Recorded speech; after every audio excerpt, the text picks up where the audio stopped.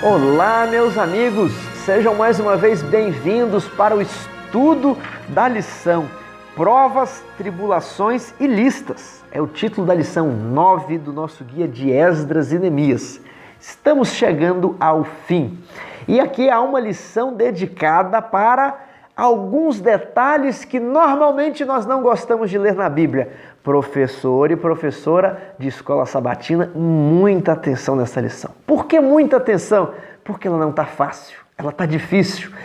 Nós corremos o risco de perdermos um pouquinho o foco, de nos determos aqui e ali e não conseguirmos traçar aquela linha principal, aquele fluxo da história, aquela linha contínua que sai de domingo até quinta-feira. E aí o aluno fala assim, olha, eu vi sobre listas, sobre genealogias, mas eu não entendi muito bem qual que é o tema dessa lição. Às vezes ela passa essa impressão, mas nós temos que conseguir conectar os elos da corrente para que o aluno entenda o propósito da lição.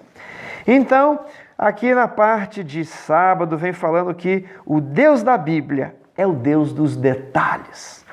Tiago, o que há de importante nos anos de ascensão dos reis, nas informações cronológicas, nas datas, nas listas de objetos, nas genealogias? Ora, talvez nós não compreendamos muito bem num primeiro momento. Mas o que diz 2 Timóteo 3,16?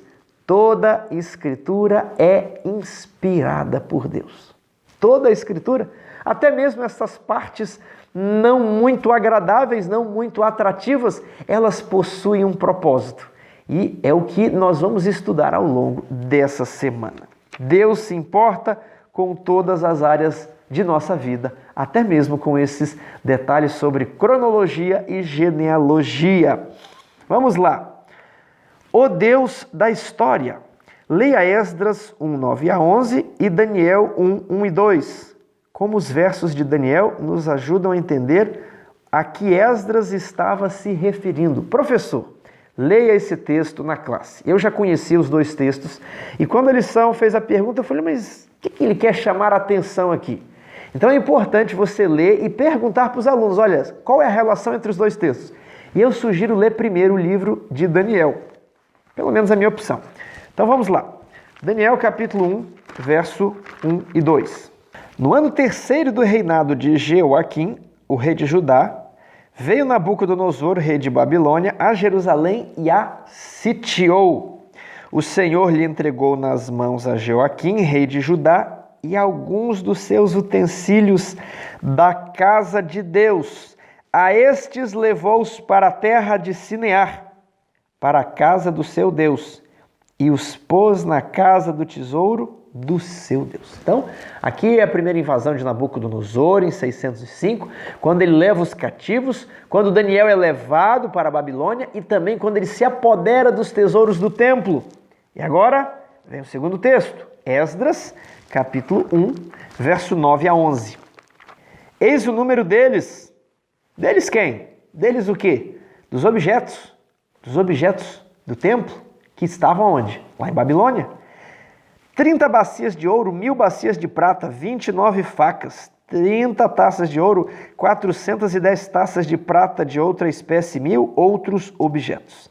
Todos os utensílios de ouro e de prata foram 5.400. Todos estes levou Sesbazar quando do exílio subiram de Babilônia para Jerusalém. Tiago, não entendi nada, o que isso aqui significa? Até entendi, dos objetos ali de prata que Nabucodonosor, mas por que a lição dessa semana está falando desses versinhos que não são atrativos?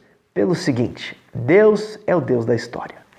Quando Israel foi sitiada, invadida, quando o templo foi profanado, quando os soldados de Nabucodonosor reuniram todos os tesouros, alguém poderia ter repetido a frase, Icabode, acabou-se a glória, estamos perdidos, os nossos filhos foram levados em cativeiro, depois Jerusalém é destruída, suas portas são queimadas, os muros são derribados, que tristeza!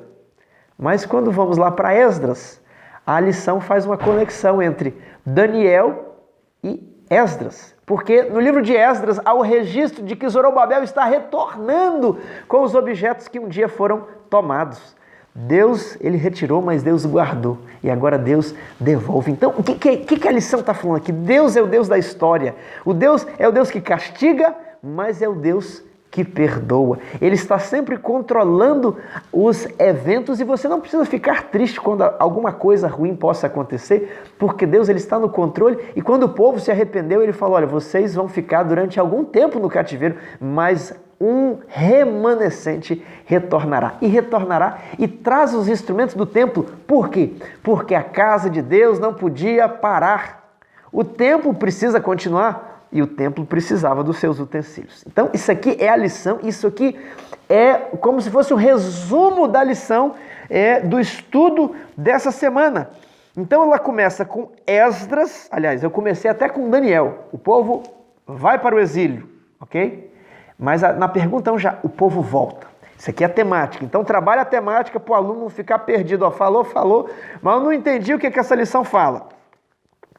Aí, na parte de quinta-feira, fala o quê? Da repovoação da cidade de Jerusalém. Na parte de domingo, na primeira pergunta, fala assim, Jerusalém foi invadida e os jovens foram levados para o exílio. A parte de quinta-feira termina assim, o Deus da história, ele repovoa Jerusalém, ele cuida, Jerusalém, ela vai prosseguir, porque Deus está no controle de tudo. Deus está o leme da embarcação da igreja também, e nós chegaremos a Jerusalém celestial, ok? Isso aqui é a linha mestra, ó. Vamos sair da Babilônia desse mundo e vamos para a Nova Jerusalém, assim como Esdras saiu lá de Babilônia e retornou para Jerusalém. Isso aqui é a linha mestra, então você já estabeleceu o tema, o resto agora você vai encaixar. Você vai encaixar e os alunos vão entender onde cada peça, cada dia da semana aqui entra, ok? Vamos prosseguir. Daniel 2, pergunta 2. O que Daniel 5 revela sobre o juízo que sobreveio a Belsazar? Né? Deus o julgou em falta, tirando o seu reino. E é interessante, eu gostaria de falar para vocês que a lição de Esdras veio no trimestre anterior à lição de Daniel. A minha lição de Daniel já chegou, já está aqui em casa. E ano que vem nós vamos estudar 3 meses sobre Daniel. Esses 2 livros eles estão conectados. E eu vejo uma sabedoria aqui nos editores, né, do departamento da Escola Sabatina em estudar o livro de Esdras, que tem essas dificuldades, principalmente nas 4 primeiras lições, a parte cronológica, a parte histórica. Para quê? Para nos preparar para entrar na lição de Daniel com algum contexto histórico, com alguma base.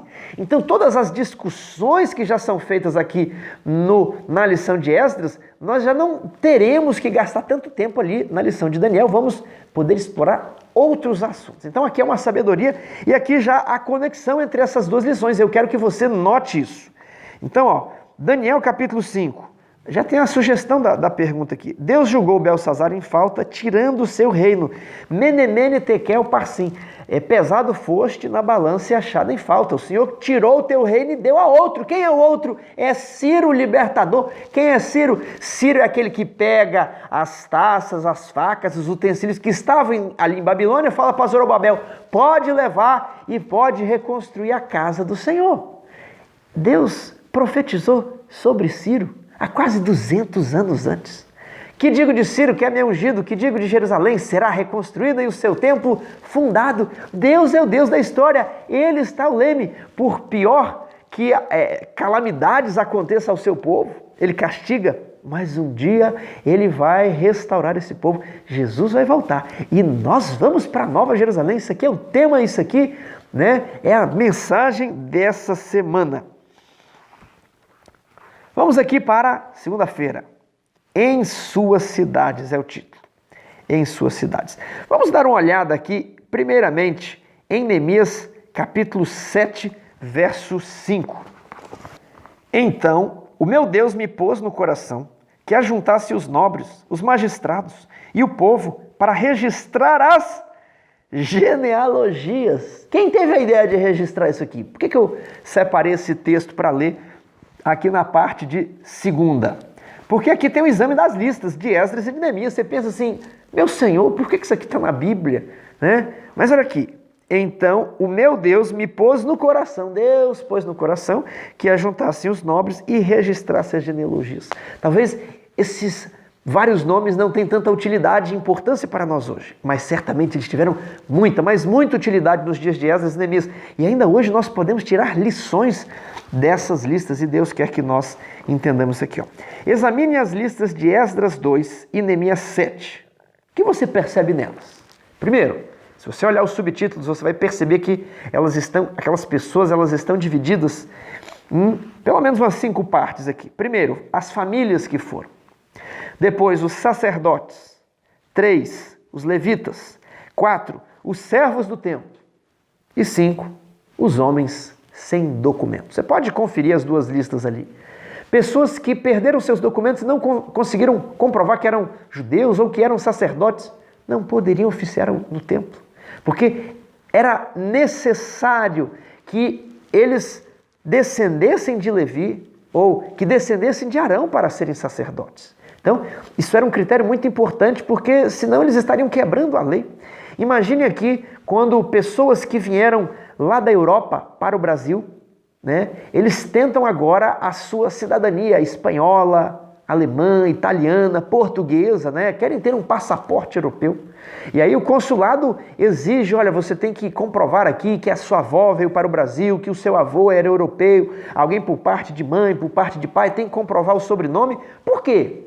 Porque nós vamos te dar cidadania, né, de algum país europeu e você vai entrar ali na zona do euro. Você vai ter acesso a benefícios, você vai ter acesso à ajuda do governo europeu, você vai poder votar, né, em parlamentares para eleger parlamentares na Europa. Você vai ter direitos de cidadão europeu, ok?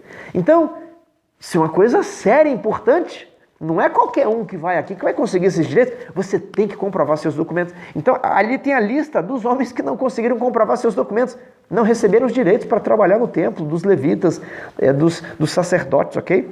Existem também algumas disparidades entre os números. Eu comparei ali, né, em casa. Às vezes tem um número maior em Esdras, depois um número menor em Neemias e vice-versa, né?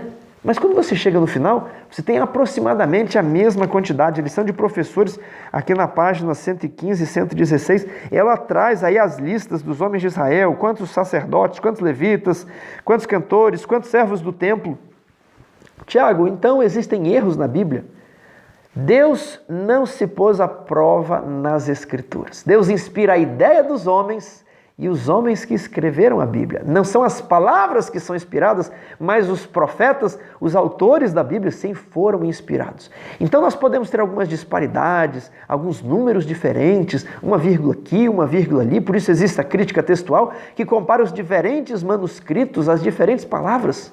Agora, isso não atesta nenhum problema com as Escrituras ou falta de inspiração. Esses erros, eles não prejudicam a validade das doutrinas, mas eles mostram que as pessoas poderiam, inclusive, errar algumas contas na época, como erros de registro. Talvez é Esdras que está correto e Neemias errou, talvez Neemias que estava correto e Esdras errou, ou talvez os dois estão certos, porém estão abordando a questão por pontos de vista diferentes.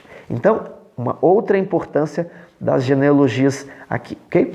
Terceiro ponto, era importante preservar as genealogias, porque havia profecia sobre o Messias, e o Messias deveria descender da casa de Davi, então era importante manter o registro para comprovar que aquele que alegasse ser o Messias era realmente um descendente de Davi. Perceba aqui como era importante para o povo judeu preservar isso era a sua identidade, isso aqui era um registro muito importante, como os registros cartorários hoje são muito importantes para nós. Era importante verificar a linhagem sanguínea de Jesus Cristo para estabelecer uma linha entre Cristo e Davi, a fim de que as profecias messiânicas se cumprissem, demonstrando que Jesus é o filho de Davi. Agora vamos para a pergunta 4. Lê Neemias 7:73. O que esse texto revela sobre o sucesso deles em fazer a vontade de Deus. Neemias 7, verso 33. Os sacerdotes, os levitas, os porteiros, os cantores, alguns do povo, os servidores do templo e todo Israel habitavam nas suas cidades. Qual que é a ideia aqui? Essas várias pessoas que são registradas, agora elas tomam posse das suas cidades. Elas não estão em uma cidade de um povo estranho, de uma língua estranha, elas não estão mais nas cidades do cativeiro, elas estão nas suas próprias cidades. E aqui vem o rodapé. Existe alguma situação sem esperança em sua vida para a qual você ainda aguarda o livramento divino? Talvez você mora de aluguel e espera morar na sua própria casa. Talvez a sua igreja está num local emprestado, mas você almeja o momento em que o seu templo estará é da igreja, agora é da comunidade, é comprado, não pagamos mais aluguel, não nos reunimos na casa de um irmão, né? Existem vários tipos de livramento. A promessa é que um dia nós habitaremos na Nova Jerusalém, na nossa cidade, ok? Temos essa aplicação aqui.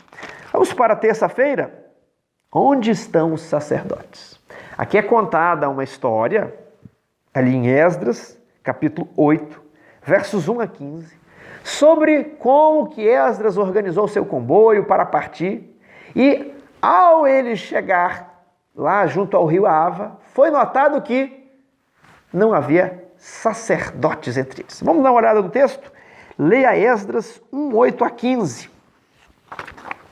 Então aqui você tem nos primeiros versos, dos versos 1 a 14, a lista das pessoas que estavam voltando com Esdras. Voltando como? Vamos lembrar ali?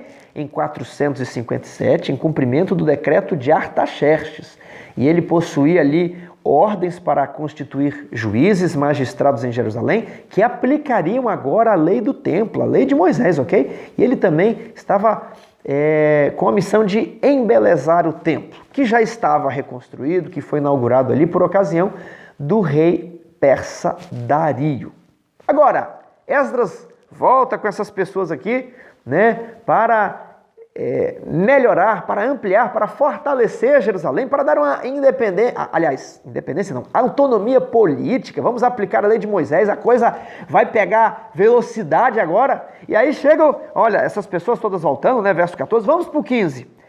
Ajuntei-os perto do rio que corre para Ava, onde ficamos acampados 3 dias, passando revista ao povo e aos sacerdotes, e não tendo achado nenhum dos filhos de Levi. Ele falou, nós estamos voltando para quê? Vamos chegar lá com tudo para poder aplicar a lei de Moisés, para embelezar o templo? E vai ter uns sacerdotes pingados lá, quase ninguém, não vamos dar conta. O pessoal vai querer sacrificar cordeiro na Páscoa, vai querer cumprir as festas, não vai ter quem arrumar aquilo ali, quem limpar, quem trabalhar, não vai ter ninguém. Então Esdras falou, vamos fazer uma pausa aqui, né? Não tem por que a gente continuar essa viagem sem os levitas. Vamos enviar um mensageiro lá para voltar, para perguntar, olha, os levitas não vão vir não, nem o sacerdote, é o verso 16, ó. Enviei Usaído, chefe em Cassifia, e lhes dei expressamente as palavras que deveriam dizer a Ido e aos servidores do templo, a seus irmãos, para nos trazerem ministros para a casa do nosso Deus. Trouxeram-nos, segundo a boa mão de Deus sobre nós, um homem entendido dos filhos de Mali, um filho de Levi, filho de Israel, a saber, né? Ele vai listando aqui, olha, com os seus irmãos e os filhos deles, e os servidores do templo, que Davi e os príncipes deram para o ministério dos levitas, 220, todos eles mencionados nominalmente. Vocês têm que lembrar que a família dos sacerdotes era da família de Arão. Então, se essa família morresse, ficaria muito complicado as cerimônias em Jerusalém. Então era muito importante ter o sacerdote. Tiago, por que as pessoas não queriam voltar?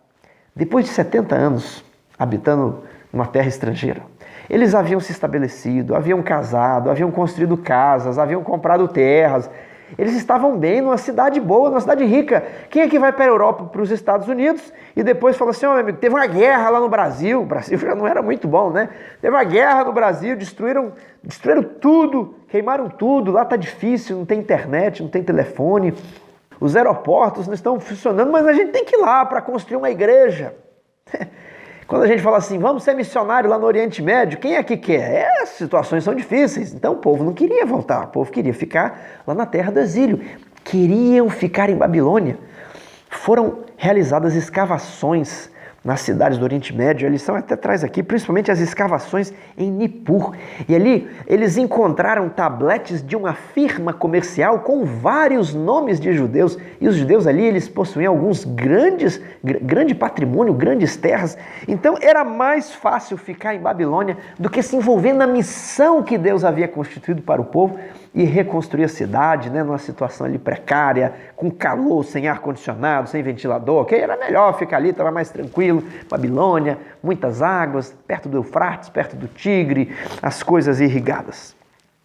Querido irmão, hoje nós também não queremos pregar o evangelho nos lugares difíceis. Nós não queremos os bairros ruins. É mais fácil ficar no nosso conforto. Os desafios são os mesmos para pregar o evangelho, para ir para os locais menos favorecidos. Nós precisamos fazer um chamado e um apelo. Quem é que vai ir pregar o evangelho? Quem é que vai imitar aqui o exemplo de Esdras de falar, olha pessoal, nós precisamos, quem é que vai animar o povo a retornar? Há uma missão e nós fazemos então essa aplicação terça-feira. Quarta-feira, humilhados diante de Deus. Por que humilhados diante de Deus? Quem é que estava humilhado diante de Deus? A chave está aqui na pergunta 6. Qual promessa foi dada ao povo hebreu em Deuteronômio 30, versos 1 a 6? Vamos dar uma olhada? Quando, pois, todas estas coisas vierem sobre ti. Que essas coisas? Lê o capítulo anterior, fala das bênçãos e das maldições, né? Primeiro das bênçãos, por último das maldições. Então, quando todas essas maldições vierem sobre ti, a bênção e a maldição que pus diante de ti, e te recordares delas entre todas as nações para onde te lançar o Senhor teu Deus. Por que te lançar? Porque pecaram, adoraram outros deuses, se misturaram, então Deus os dispersaria como castigo. E tornares ao Senhor teu Deus e teus filhos de todo o teu coração, de toda a tua alma, e deres ouvidos à sua voz, segundo tudo que hoje te ordeno. Então, olha a condicionalidade. Semana passada estudamos sobre as alianças. E tem pessoas que acreditam que o homem não tem nenhum papel, né? Que o homem fica de braços cruzados, o Espírito Santo faz uma obra miraculosa lá e as coisas acontecem, e o homem não faz nada na aliança. Claro que faz, está aqui, ó. Bênçãos e maldição são condicionais. Se, partícula assim, ó. Se tornares ao Senhor teu Deus, então o Senhor teu Deus mudará a tua sorte, né? Mas se desobedecerem, eu os dispersarei por toda a terra, vocês vão para o exílio. Eu vou deixar vocês no exílio? Não. Se vocês, sempre é condicional as promessas da aliança, a base da aliança é condicional. Se vocês quiserem, comereis o melhor dessa terra. Se vocês se arrependerem, então o Senhor teu Deus mudará a tua sorte, né? E se compadecerá de ti e te ajuntará de novo, né? Já tinha ajuntado uma vez, trazendo-os do Egito. E te ajuntará de novo todos os povos entre os quais te havia espalhado o Senhor teu Deus. Ainda que os teus desterrados estejam para as extremidades do céu, desde aí te ajuntará o Senhor teu Deus e te tomará de lá. Verso 5. O Senhor teu Deus te introduzirá na terra que teus pais possuíam, e a possuirás, e te fará bem e te multiplicará mais do que a teus pais. Promessas muito preciosas. Não era uma promessa mais ou menos, não, ó. Multiplicará mais do que a teus pais. Verso 6. O Senhor teu Deus circuncidará o teu coração. Olha a promessa aqui relacionada ao novo concerto. Promessa de perdão dos pecados e regeneração do coração e da mente. O Senhor teu Deus circuncidará o teu coração e o coração da tua descendência para amares ao Senhor teu Deus de todo o coração e de toda a tua alma, para que vivas. Ok. Qual promessa foi dada ao povo hebreu em Deuteronômio 30, 1 a 6? Leia isso aqui com a classe e não responda fácil não. Pergunte à classe, né? E aí, o que você entendeu desse texto? José, você concorda com a Maria? Pergunte ali. O professor deve ensinar a classe a interpretar a Bíblia, ensinar a classe a pensar. Algumas pessoas têm dificuldade, né? Não estão acostumadas com esse tipo de raciocínio e elas vão aprender ao ver o professor raciocinando, pensando, lendo, explicando e aplicando o texto da Bíblia. Então, olha, qual foi a promessa? Mesmo tendo recebido a maldição, se houvesse arrependimento, o Senhor removeria a maldição. Deus os reintroduziria na terra, circuncidaria o coração e regeneraria o ser humano. Deus traria de volta o seu povo do cativeiro. Isso aqui é a ideia. Por que humilhados? porque foram castigados, né? Muito humilhante estar lá no cativeiro, então é para eles voltarem assim, bem humildes, ok? Nada de jactância, nada de orgulho, soberba, não, bem humildes, né? O que o Senhor mandar eu tenho que fazer porque eu recebi um castigo e não gostei, doeu. 7. Qual foi o desafio de Esdras 8, 16 a 23? Como os israelitas reagiram diante dele. Isso aqui é interessante, isso aqui vale a pena ler também. Esdras sai com toneladas aí de ouro e prata e objetos preciosos para fazer uma viagem no meio de um deserto, onde não havia um estado organizado, onde não havia barreiras alfandegárias assim organizadas, com polícia, com patrulha, não. Havia um monte de salteadores, milicianos, e ele carregado de dinheiro, milhões e milhões nos bolsos, né? E aí? Vou pedir uma ajuda, uma escolta para o rei? Puxa, mas eu falei que Deus nos protege, né? Sabe assim, aquele seu amigo que não é crente, né? E fala assim, por que você tranca a sua casa? Deus não protege? Por que aconteceu isso com fulano de tal? Deus não protege? Deus protege. Nenhum cabelo cai da nossa cabeça sem que Deus permita. Mas nós temos que fazer tudo o que nós podemos. E Esdras não foi soberbo. Deus protege, vamos aqui, tô cheio de ouro, viu, pessoal? Tô aqui no caminho, eu tô com os bolsos abarrotados, mas eu duvido que vocês vão pegar de mim. Deus está me protegendo. Não foi esse o procedimento. Humildade à parte de quarta-feira. Fizeram jejum. Senhor, nós vamos fazer uma viagem muito perigosa, por favor, nos proteja. Se formos pedir ao rei uma guarda, diante do contexto, nós ficaremos humilhados aqui, porque cadê o nosso Deus? Cadê o poder do Deus que nós professamos? Então, por favor, nos ajude a chegar com esse ouro, isso aqui é para o templo, isso aqui é para o Senhor. E Deus os protegeu. Isso aqui é um exemplo de fé tremendo, mas ele foi precedido de jejum e oração. Não de festa, de folguedo, de soberba, de jactância, não. Jejum e oração.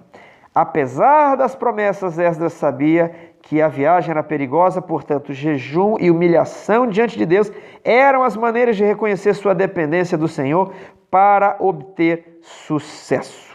Ok? Quinta e última parte. Na Cidade Santa. Isso aqui é a conclusão de que chegamos no país, na Terra Santa. Quantos não querem visitar a Terra Santa, né? O pessoal, então, depois de uma longa viagem, chegou na Terra Santa e ninguém queria morar aonde? Na capital? Veja aqui, antes de ler o texto da pergunta 8, leia Neemias 7,4. Neemias 7,4. A cidade era espaçosa e grande, mas havia pouca gente nela, e as casas não estavam edificadas ainda. Percebeu? Isso aqui está falando de Jerusalém, isso aqui é o contexto.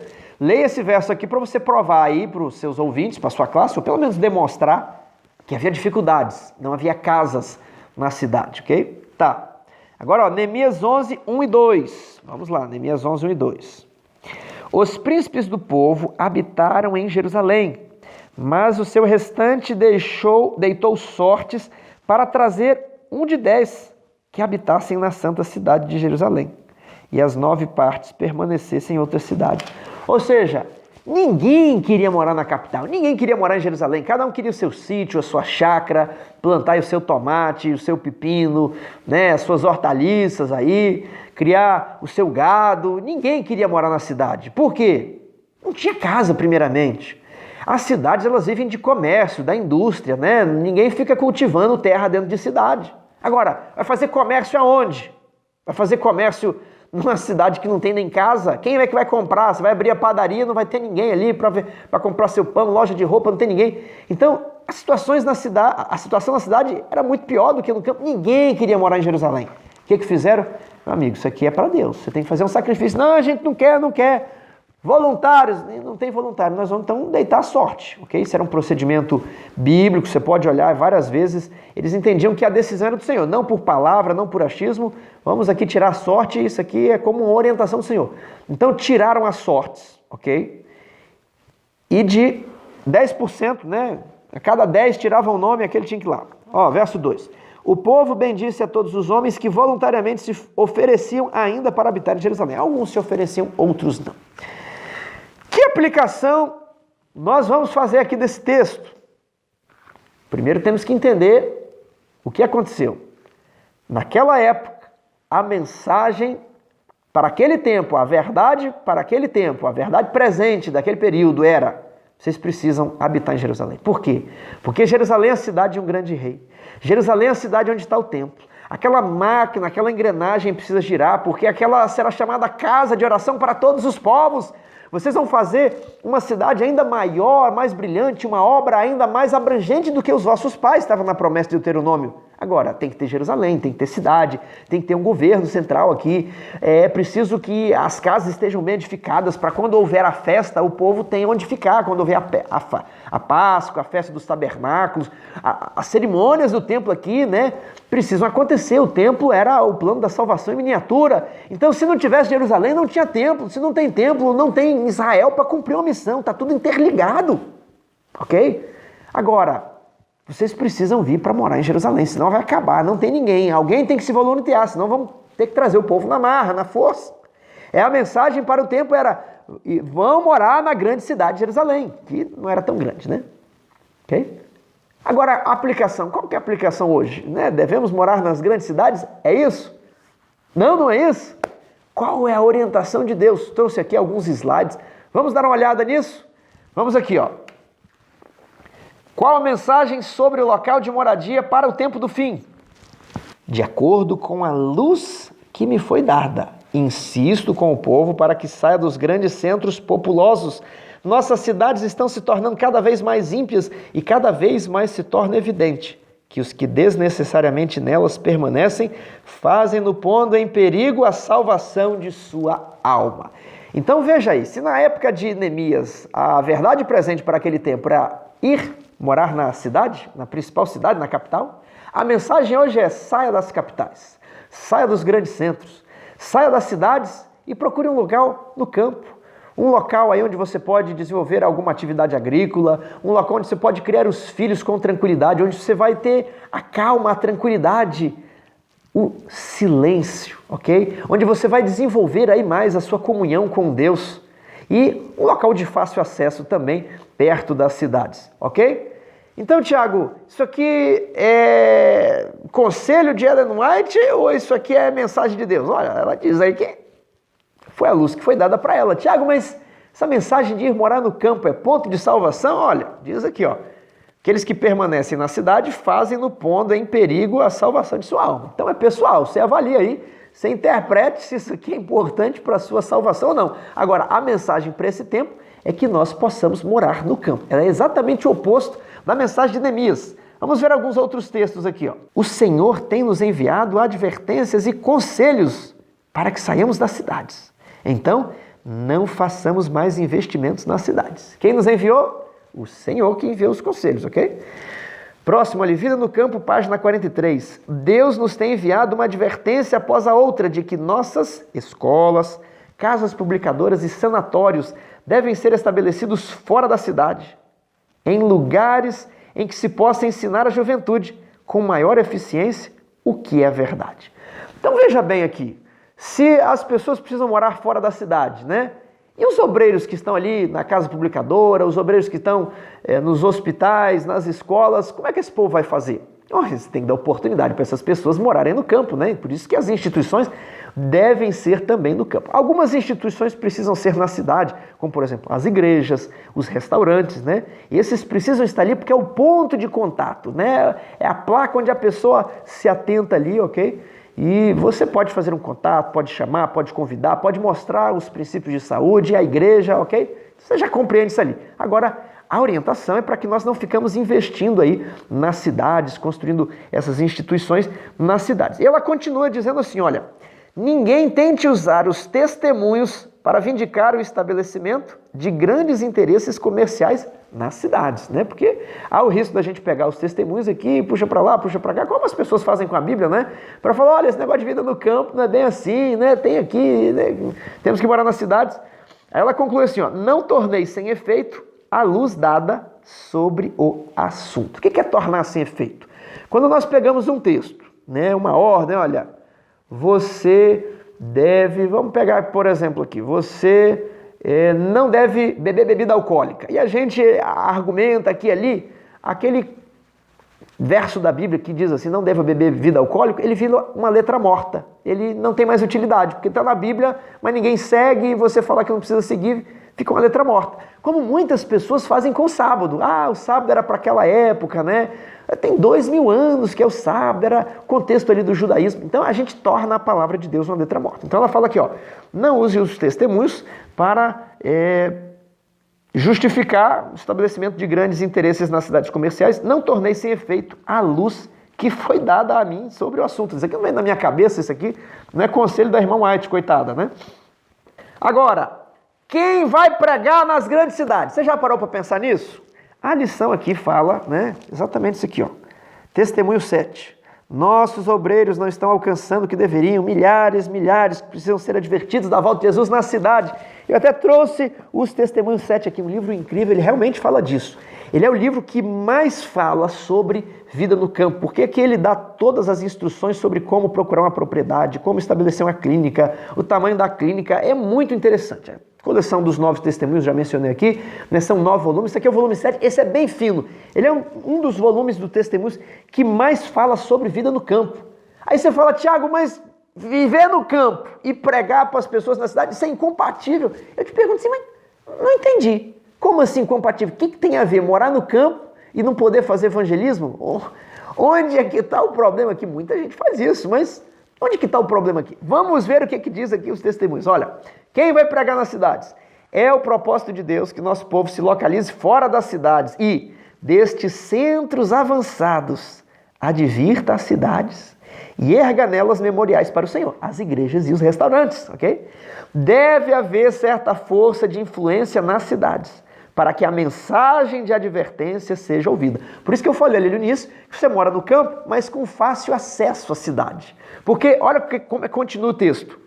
O mensageiro de Deus disse, então isso aqui não é Ellen White que disse, ó, o mensageiro de Deus disse, não serão advertidas as cidades? Sim. Não por morar nelas o povo de Deus, mas visitando-as a fim de adverti-las do que está para sobrevir à terra. E aqui é o melhor manual de evangelismo que eu conheço. Está ali no livro Evangelismo, já tem o nome, é Evangelismo, página 77, tudo sobre evangelismo que você precisa estar ali, né?